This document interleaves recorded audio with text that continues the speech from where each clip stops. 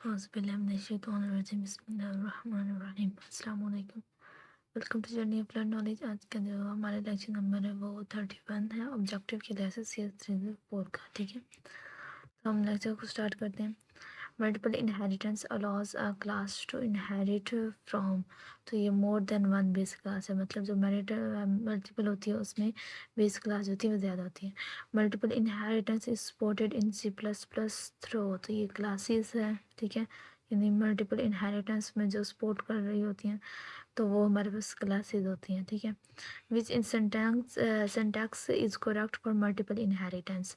तो multiple inheritance हमारे पास इस तरह से होगा कि जैसे ये डी है, अब B1 और पब्लिक B2 है, तो ये डिफरेंट हो जाएंगे जिनसे ये डी जो है वो इनहेरिट हो रहे होंगे। ठीक है, इसके बाद हमारे पास के एक second, multiple inheritance mainly increases, ये सी है complexity.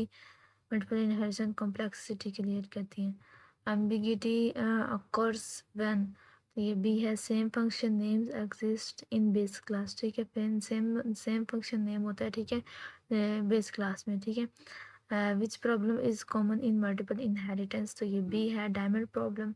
Diamond problem arises when, तो ये बी है, a base class is inherited multiple times. ठीक है, ambiguity can be resolved using, तो ये स्कोप रेजोल्यूशन ऑपरेटर है। ठीक है, उसके बाद है हमारे पास ओके, उसके बाद है विच ऑपरेटर रिजॉल्व ambiguity, तो ये ए है हमारे पास। मल्टीपल इनहेरिटेंस स्पोर्ट्स, तो ये कोड रीयूज है। Multiple inheritance is best used when class represents multiple rules. ठीक है, जो मल्टीपल इनहेरिटेंस है हमारे पास उसमें बेस्ट रोल कौन से अदा कर रही है, तो क्लास रिप्रेजेंट मल्टीपल रोल्स। ठीक है, वो मल्टीपल रोल प्ले करती है। मल्टीपल इनहेरिटेंस में कॉज, तो एम्बिगियस फंक्शन कॉल्स। ठीक है, विच इनहेरिटेंस टाइप में क्रिएट एम्बिगिटी, तो ये हमारे पास मल्टीपल है, यानी जो मल्टीपल है वो एम्बिगिटी हमारे को क्रिएट करती है। Multiple inheritance is resolved at compile time. ठीक है, in C++ ambiguity is detected at, तो ये हमारे पास भी है कंपाइल टाइम। ठीक है, कंपाइल टाइम डिटेक्ट होती है। लेक्चर नंबर 22 हमारे पास virtual inheritance is use to solve, ये भी है diamond problem. Virtual inheritance ensure single base copy. Keyword used for virtual inheritance is, वो वर्चुअल है, virtual inheritance is applied in inheritance declaration. virtual base class is shared among, तो all typed classes है ये हमारे पास। without virtual inheritance base class is inherited, तो ये सी है, यानी मल्टीपल टाइम्स। ठीक है, मतलब वर्चुअल इनहेरिटेंस के बगैर जो बेस क्लास इनहेरिट होती है तो वो हमारे पास होती है मल्टीपल टाइम्स होती है। ठीक है, virtual inheritance reduces ambiguity। ठीक है, virtual inheritance is mainly used in multiple inheritance। ठीक है, ये सारे इजी से बिल्कुल क्लियर टू द पॉइंट होना है, MCQs है और उनका इजी आंसर भी है। ठीक है, इजी इजी है सारे, तो ये जो है जिसने लेक्चर लिए होंगे ना उसके लिए आसान होंगे, वो रीड करते ही उसे समझ आ जाएगा इसका आंसर क्या है। ठीक है ना, तो लेक्चर लाजमी जो सब्जेक्टिव है ना वो लाजमी देख लीजिएगा। वर्चुअल इनहेरिटेंस अफेक्ट्स, तो ये इंटायर हेरेसी है। ठीक है, वर्चुअल इनहेरिटेंस प्रिवेंट तो डुप्लीकेट बेस क्लास। ठीक है, virtual base class is initialized by most derived class। ठीक है, जो virtual base class इनिशियलाइज हो रही है किससे, most derived classes से। ठीक है, virtual inheritance is resolved at, तो ये हमारे पास होती है compile time। virtual inheritance increases memory efficient, ठीक है, memory efficiency को बढ़ाता है। virtual inheritance syntax uses, ये हमारे पास virtual कीवर्ड है before base class, यानी base class से पहले virtual कीवर्ड यूज करना होता है हमने। virtual inheritance is a solution for, ये हमारे पास डायमंड प्रॉब्लम है। ठीक है, उसके बाद templates in C++ are mainly used for generic problem. ठीक है, जेनेरिक प्रोग्रामिंग। ठीक है, जेनेरिक प्रोग्रामिंग जो ज़्यादा हमने यूज़ करनी होती है, बार बार सदियों तक जो एक चीज़ यूज़ होनी होती है। ओके, इसके बाद है हमारे पास which feature allows a function और class to work with different data types. तो हमारे पास सी है टेम्पलेट्स, जो तो ये काम करते हैं template that accept more than one data type is called. ये हमारे पास सी है, यानी कि मल्टीपल टाइप आर्गुमेंट टेम्पलेट, ठीक है। Which symbol is use to define a template in C plus plus. Template है which of the following is a correct template declaration. तो ये टेम्पलेट क्लास टी होगा, ठीक है। टेम्पलेट हेल्प इन, ये हमारे पास कंपाइल टाइम पॉलीमॉर्फिज्म है, ठीक है। जो टेम्पलेट हेल्प किस में होता है, कंपाइल टाइम पॉलीमॉर्फिज्म में। Which of the following best describe generic programming. तो ये हमारे पास writing code independent of data type, ठीक है। इंडिपेंडेंटली जो डाटा टाइप कोड राइट कर रहा है, ठीक है। Template argument are resolve at, तो ये कंपाइल टाइम है, ठीक है। Policy based design and implemented using, तो ये हमारे पास है टेम्पलेट, ठीक है। Template argument used as policies allow, तो ये हमारे पास कंपाइल टाइम बिहेवियर चेंज है, जो कंपाइल टाइम जो बिहेवियर चेंज होता है, ठीक है। Which solution introduce policy as a template parameter, ठीक है। वो कौन सा मतलब सोल्यूशन है जो टेम्पलेट के पैरामीटर पॉलिसीज के तौर पर उसे करता है। तो ये हमारे पास है थर्ड सोल्यूशन, ठीक है। ये जो हमारे पास फर्स्ट सोल्यूशन होता है, ये प्राइमरी सोल्यूशन होता है, ठीक है। इब्तदाई तौर पर जो हम कोई भी स्टेप लेते हैं किसी प्रॉब्लम को सॉल्व करने के लिए, ठीक है। सेकंड सोल्यूशन जो होता है वो अल्टरनेटिव होता है, यानी जब फर्स्ट वाला काम ना कर रहे हो तो सेकंड वाला सोल्यूशन इस्तेमाल करते हैं। और थर्ड वाला सोल्यूशन हमारे पास वही नेक्स्ट पॉसिबल अप्रोच आ जाती है कि जब दोनों पीछे वाले फेल हो चुके हैं तो थर्ड जो है वो अप्रोच इस्तेमाल की जाती है, ठीक है।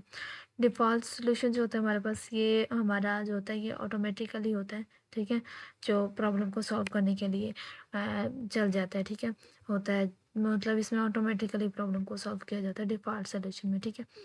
Default policy is templates means, ये हमारे पास policy selected at run time है, ठीक है। जो पॉलिसी कब सिलेक्टेड होती है, रन टाइम पे।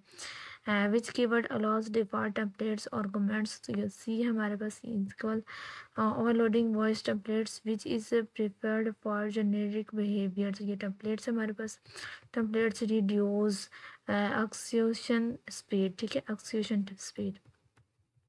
Generic algorithm are designed to work with, तो ये भी हमारे पास any data type। Generic algorithm mainly operate on ये iterators हैं, ठीक है, iterators। which feature separates algorithm from data structures, तो ये iterators हैं। Generic algorithm are implemented using templates, ठीक है। which STL component connects containers and algorithms, तो ये सी है हमारे पास iterators.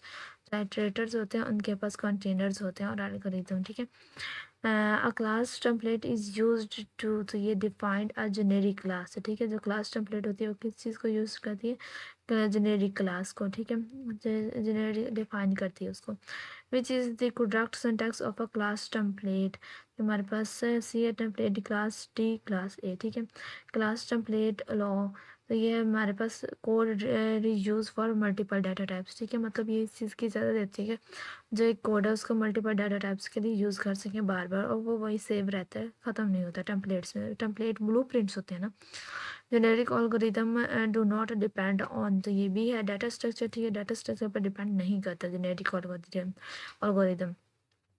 Templates are expanded at, तो ये हमारे पास भी है compile time which is an advantage of class templates.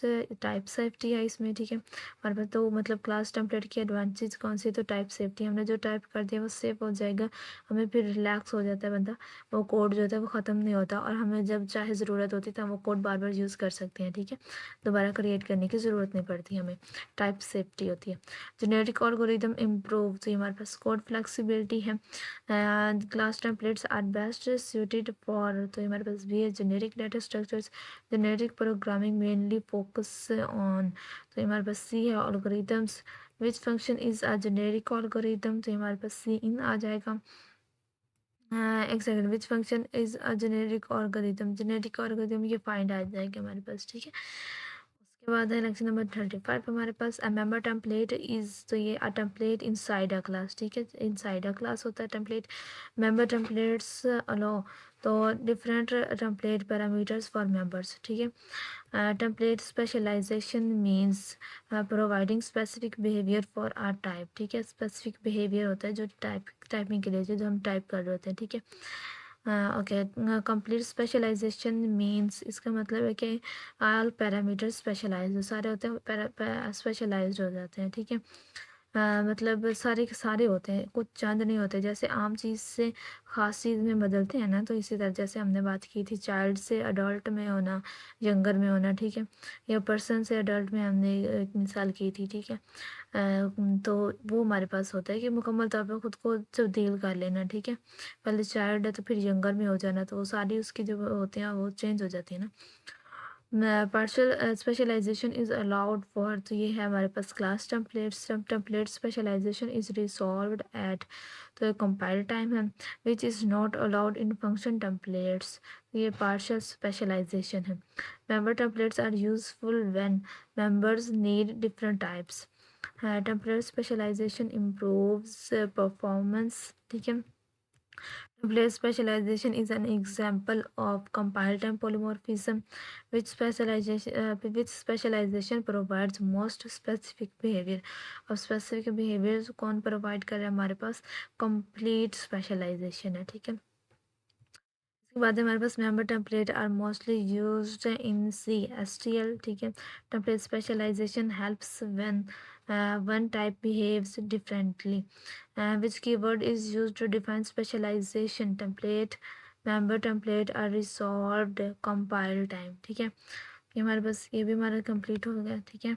135 तक जो थे, नेक्स्ट इंशाल्लाह 36 से 40 करेंगे। चैनल को सब्सक्राइब लाजमी कर लीजिएगा, ठीक है, और दुआ में याद रखिए। अल्लाह हाफिज़।